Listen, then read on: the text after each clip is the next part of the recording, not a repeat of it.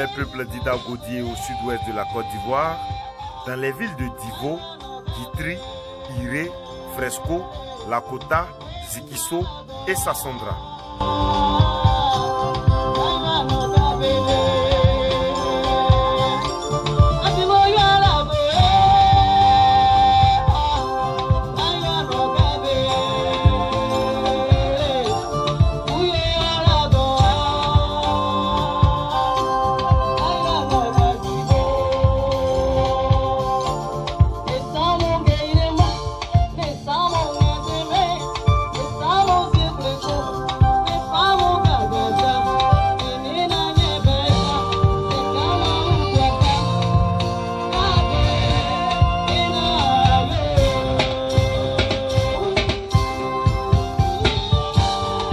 Didagodié ont en commun un riche patrimoine culturel.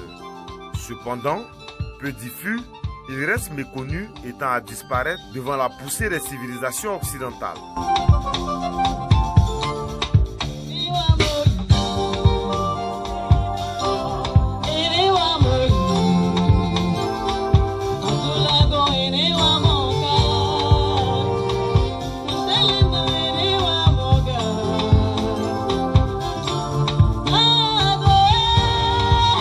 Article phare de cet immense patrimoine culturel des peuples d'Idagodié, le pagne raffia, au Nyubri-Lokui en langue locale, est sous la menace de la disparition.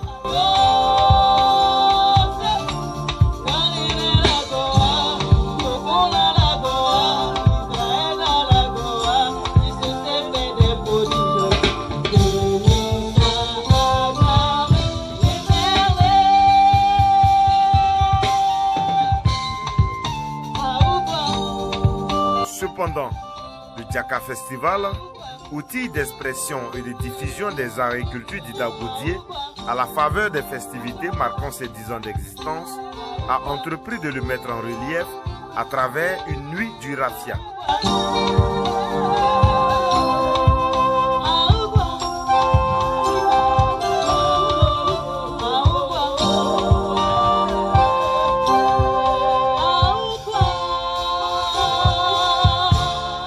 La nuit du raffia s'est articulée autour d'expositions, de pagnes raffia, d'articles associés, de visites de stands et d'un panel. Animé par le Touto des Toutos, le chef des chefs Aliko Tegbo, il a porté sur la confection et la sauvegarde du Dida Lekui. Un cas pour fier, faut finir. Il y a pointé. Il m'a même le coup, mais on a la nuit, et de la boire, mais on a la nuit, mais dans la toucou, mais on a la nuit. Il y a un nom, on va bien l'école, on va brûler, on va salayer, nous briller.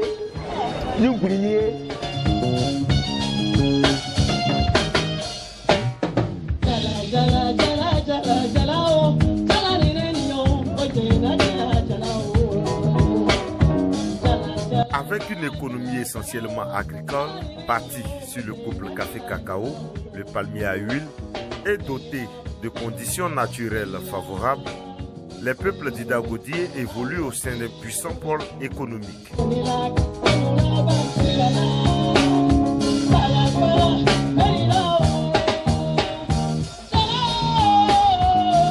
Ces cultures de rente qui y sont intensément pratiquées ont drastiquement réduit les terres cultivables, déjà exacerbées par la déforestation et les effets des changements climatiques anthropogéniques. Conséquence, le raffia, plante dont le bourgeon permet la confection du pagne éponyme, tend à disparaître car délaissé au profit des cultures de rente.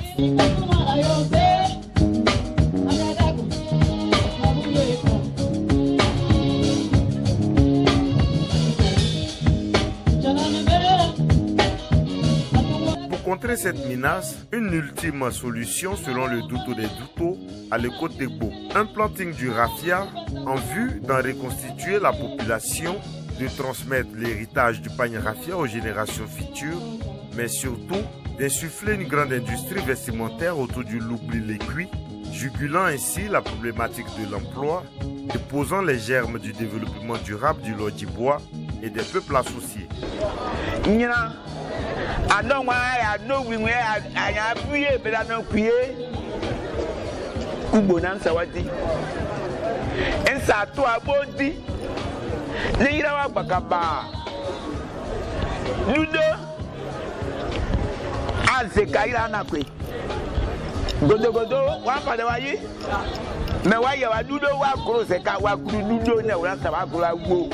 Par la promotion du pagne raffia, le Djaka Festival s'aligne sur la Convention 2005 de l'UNESCO sur la diversité et la protection de la culture, qui suggère que la célébration de la culture est la clé de tout développement durable.